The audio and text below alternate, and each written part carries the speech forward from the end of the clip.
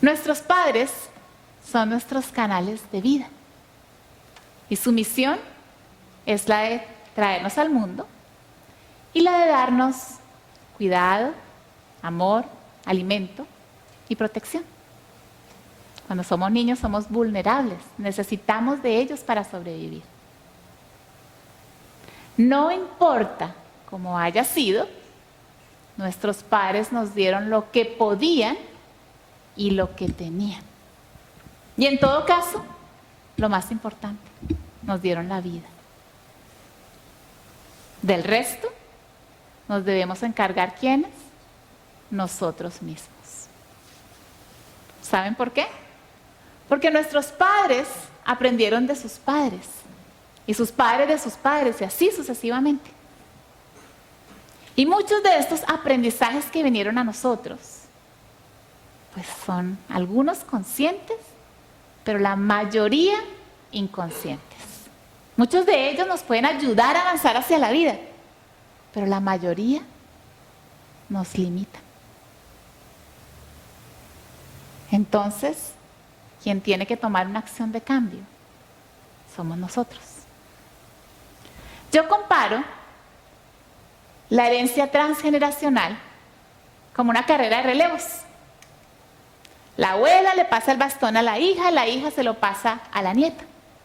Y le dice, mijita, yo no sé qué lleva ese bastón, yo no sé qué es lo que trae ahí, usted solucione porque yo no pude. Y la nieta coge el bastón y arranca para allá.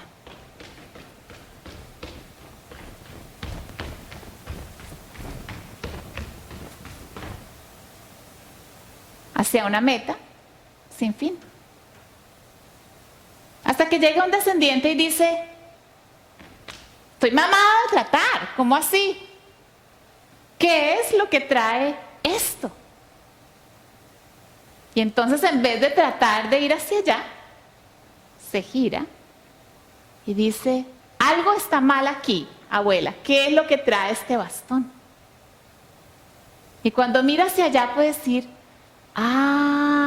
es que es la historia del abandono, de la traición, de la humillación. Con razón.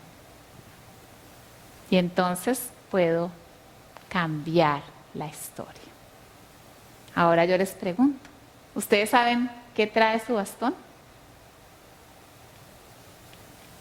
Porque si no solucionas tú, tendrá que solucionar tu hijo. O en tal caso, tu nieto.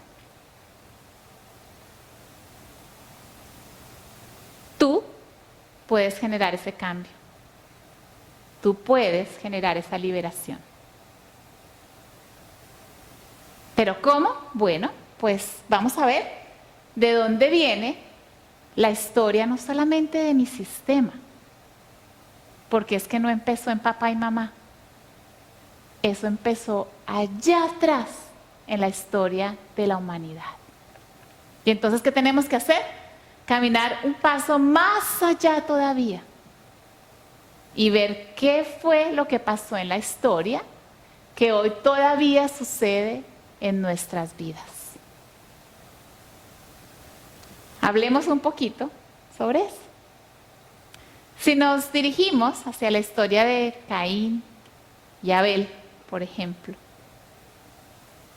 Caín mató a Abel, su hermano, por celos.